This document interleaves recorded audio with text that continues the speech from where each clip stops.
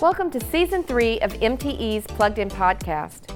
This season, we will continue to explore the world of electric vehicles. Whether you're a seasoned EV driver or you're just beginning your journey into electric vehicles, this podcast is for you. For a more enhanced experience, be sure to watch the video version of this podcast that will be linked in the show notes. Hello everyone, welcome to MTE's Plugged In Podcast. I'm Brandon Wagoner and I'm here with Amy Byers. Hey Brandon, happy to be here today. Today we're going to talk about the history of EVs. EVs started probably around like when we really started seeing like the Leaf and the Tesla. It was probably 13 to 15 years ago. And then it kind of died out pretty quickly, I think because there wasn't that charging infrastructure there. Now we're seeing a resurgence. We're getting the chargers out there. All the manufacturers had jumped on board, and so there's so many models, and so we're kind of we're seeing it a lot. But the reality is that electric vehicles have been around a lot longer than even 15 years ago. So I've asked Brandon to do some homework and study some stuff, and I've got some questions for you on the history of EVs. Are you ready? We'll see. We'll see, okay. So the first question I have for you is, when were the first electric vehicles developed? So I had to look this up a little bit, Amy. Obviously, I don't know off the top of my head. I know, surprising. But it's kind of interesting. I want to go back a little bit to the early 1700s. The steam engine is starting to get developed, and about 100 years goes by, and we're starting to see the first steam engine railway, and that's around 1825. So steam engine's been around for about 100 years. This is a radical new development in transportation. But right around that 1825, just a few years after that, was the first EV that was sort of created, and we'll talk a little bit more about that. But for just a moment, imagine, we talk about how things have changed in the last 10 years for us. During this early 1800s, a lot was changing rapidly. I made a few notes here.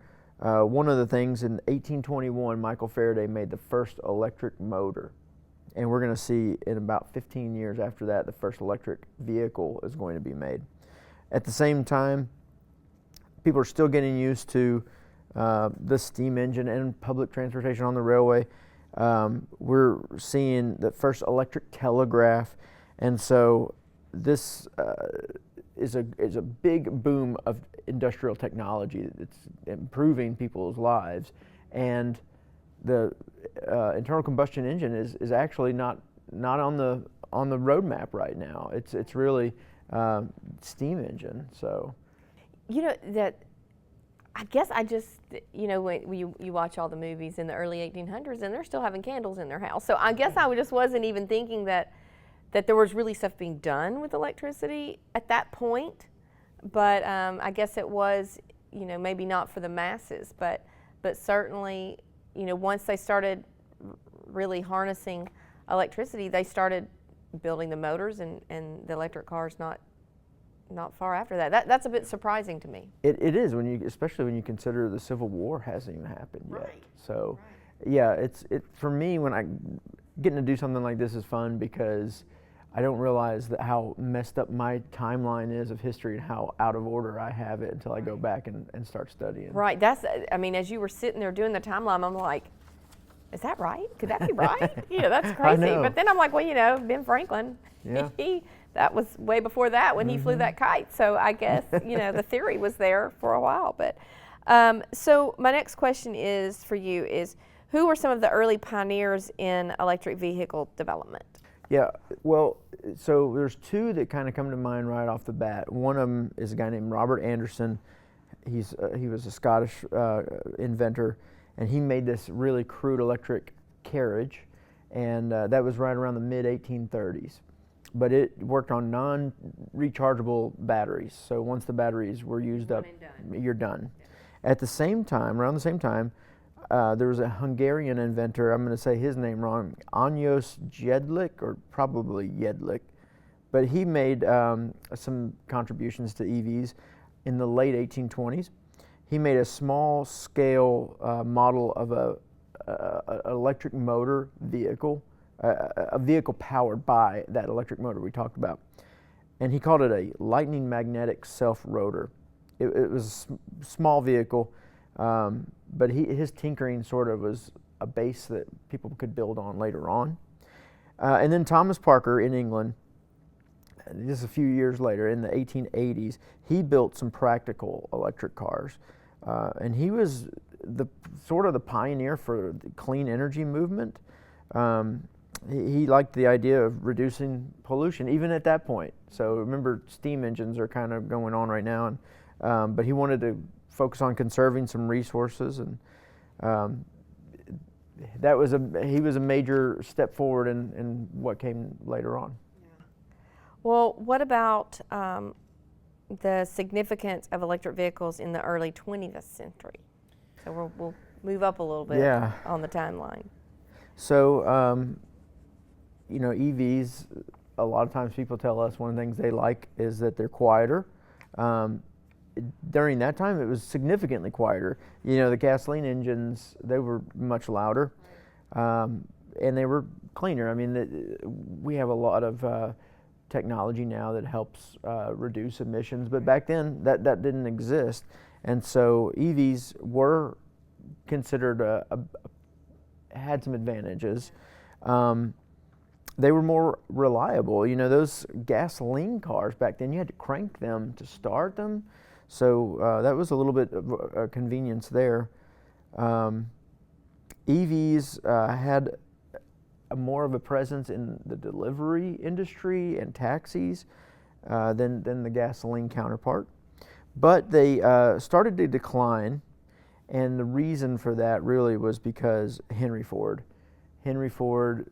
sort of was not only a pioneer in the auto industry, he was a pioneer in U.S. manufacturing.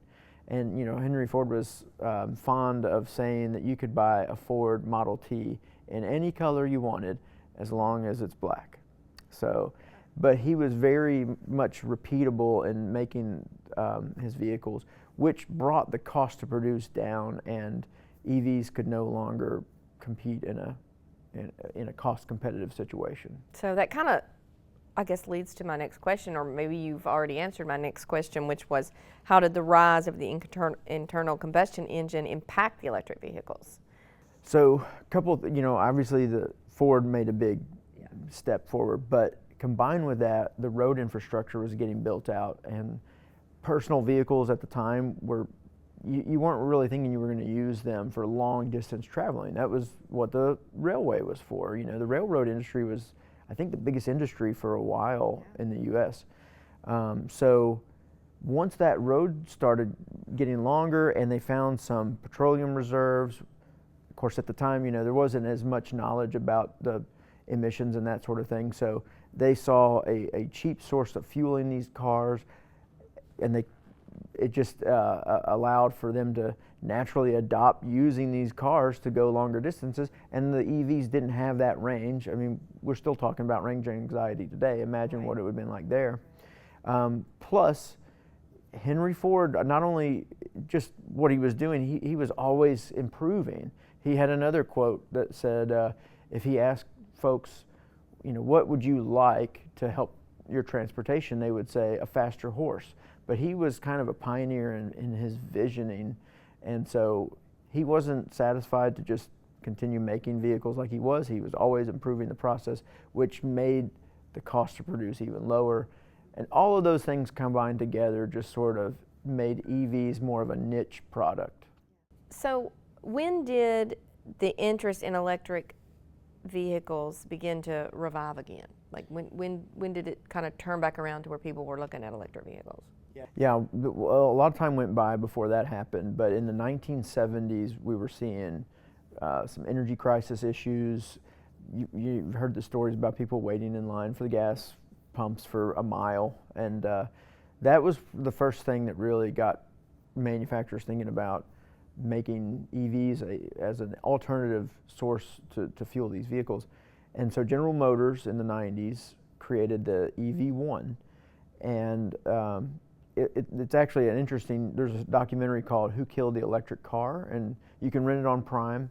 We have one of our EV Car Club members, George Steinheimer, he actually owned an EV1 for a little while. Wow. And but eventually GM bought all those back, and they destroyed all of them except for a handful that are on display elsewhere. But that started that was a big step, and then it wasn't really until I guess in the late 90s and the 2000s when Toyota came out with the Prius and hybrids became popular. And then the next step was 2008, Tesla came out with their Roadster, which we talked about EVs being a niche product. That was kind of a niche product, obviously, but it was an eye turner. It caught a lot of people's attention. And then not long after that, in 2013, Nissan was making the Leaf. And so we've, as MTE, we had one of the original Leafs. We have another one of their newer models in our fleet. But those were the real major milestones in the EV history. Yeah, and I remember that time. I remember it very well. I was actually with Murfreesboro Electric Department at that time, and we had a Leaf as well. And I think we went in. I think we partnered with Middle Tennessee Electric, and we went and had a wrap designed for it. Okay. And so we each had them wrapped the same way. Of course, you had your logo on yours, and we had the MED logo on ours. But I remember, first of all, I remember seeing the Teslas. And I mean, when very rare that you saw one. And I mean, if there was one, it was like, oh, hey, in this parking lot, there's a Tesla. So everybody's going to go to that parking lot and see that Tesla. Or if you passed it, you're like, I passed a Tesla today. It was crazy. There was a lot of talk about that. And then we got the Leaf, and I was always a little nervous to drive it. I'm going to tell you, I'm going to be honest, and it was because it was so quiet. And I would be driving down in some of the downtown areas of Murfreesboro where a lot of people walk, and I would have people like almost walk out in front of me, or bicycles just going and blowing because they're not hearing me. Right. And so you really had to be on guard when you were driving it. But it was an exciting time. I think we put I think that's when we put the charger at the Chamber of Commerce here in Murfreesboro, and but then it just kind of petered out a little bit for a while. I think there was some of it like with Tesla at that time. That was when their batteries would explode. There was a lot of accidents where the cars were catching on fire. I don't know if you remember that or not. And so that was for about a year or so, and then it was just like nothing. Like you didn't really hear of it anymore. I think we got rid of our Leafs. We had a hybrid Escape at the time. It's kind of what we went with. And I think at that time we thought, okay, the future is the hybrid vehicle. Like what the Prius was, the Escape, other manufacturers were doing these hybrid vehicles, and that's kind of where we thought the industry would go. But it kind of took off again. So what are some key milestones in the modern era, kind of where we are now, of electric vehicles that made it different? Like what has made it different this time? Well, I think that this is just my perspective on it, but I think the first round of those EVs that you were describing, they had sort of been introduced to the market as a niche product. They were very much a product for drivers who were looking to make a very explicit step in reducing their carbon footprint, and that has a limited market, really. I mean, because people want to do that, but there's also a level of how much cost do we want to do that. So you started having some new manufacturers come in, and they realized that EVs are very fun.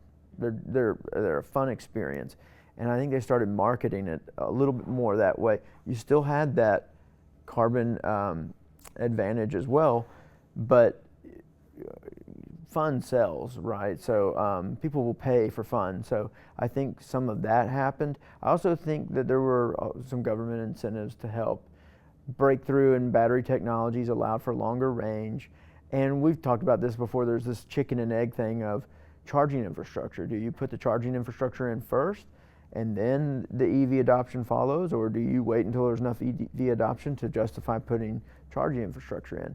So all of those things sort of had to figure themselves out a little bit. before we saw big widespread adoption like we see today.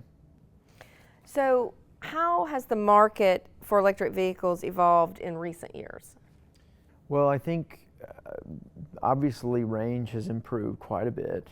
You know, we talked about that first Nissan Leaf, and we're proud to serve Nissan, of course. But that first Leaf, I would get in, and by the time I got on the interstate, the expected range was just dropping so fast. You know, this newer model Leaf that doesn't do that, and other EVs have kind of figured out how to give a realistic range. I think that's a big deal. Obviously, there's a variety of vehicles now that didn't exist before. Used to, you could spot an EV from a mile away because it was always made in such a way that it stood out and almost had to look a little bit weird. I mean, that, you know, I don't know why, but that was sort of the way it was. And it was going to be limited to a sedan. I mean, they were trying to build them. They're going to be heavy because of the batteries, but they need them to be as light as possible to help with range. So you're limited in your functionality. But now we have trucks, we have SUVs, we have industrial vans. I was telling someone the other day, I don't know the last time I saw an Amazon delivery vehicle that wasn't an EV. It's very strange how quickly that sort of happened. Yeah, you kind of have to look for the tailpipe. Yeah. Like a lot of times we'll pass the car and my husband will be like, "Is that an EV?" And I have to wait for it to pass. You know, I'm like, "Well, let me no tailpipe. Yeah, that's an EV." You know, it is harder to pick them out now. Yeah, which I think is good. I mean, yeah, it's helped, I think, with people. When they look really strange, I think people inherently thought, well, I have to have a certain lifestyle in order to adopt this, and I'm not sure I'm ready to adopt that lifestyle. But when it's just, you know, we have a lot of F-150 Lightnings. They look just like the F-150s. They do. And when you drive down the road, nobody really knows that you're, an EV. So I think that's a good thing. So historically and today, what are some of the challenges faced by electric vehicles? I think a major challenge that we are struggling with today is the holistic life of the vehicle. And we just don't have enough experience yet to have good answers. There's a lot of concern about what happens to the battery at the end of life. But I also think there's some struggling with what is the end of life. Are these batteries, can they go 100,000 miles? Can they go 1,000,000 miles? I mean, different claims are being made by different battery manufacturers, and time will sort of tell. Can they be recycled? I think that's a major thing that we need to figure out before we. That's going to be a point of hesitation for some folks to adopt. And I think that the other part that's going to be really interesting is autonomous driving. We're going to talk in another podcast more about that, but there's some interesting things about autonomous driving. If you're programming a car how to drive, and the car is driving and down the road, and someone is on the sidewalk and they trip and they fall in front of the car, what do you program the car to do? Swerve and put the driver at risk, or put put the pedestrian at risk? And there's some ethical things that have to be decided that in this autonomous driving thing. It's something that we don't really get into much, but I've heard some conferences speak about this, and it'll just be something that has to be figured out. So that leads into kind of my last question for you today is, we've looked at the past, let's look at the future. So what is the future outlook, do you think, for electric vehicles?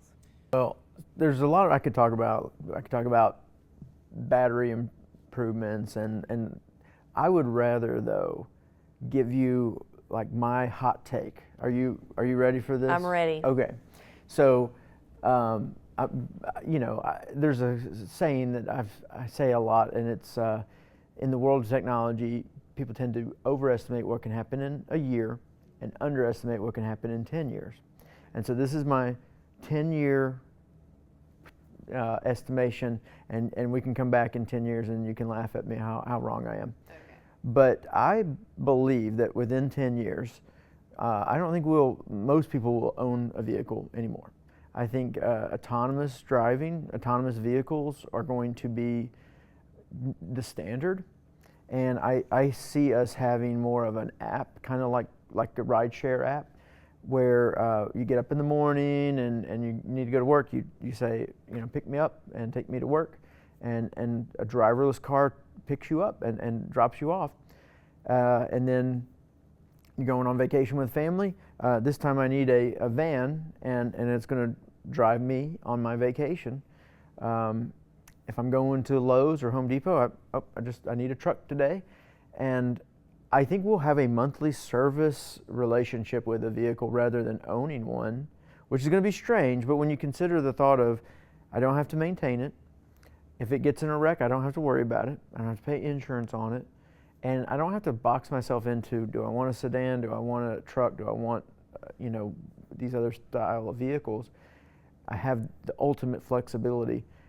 Someone will figure this out, and I think that slowly but surely we're turning into a subscription society anyway, and autonomous vehicles opens that door. Well, we'll see.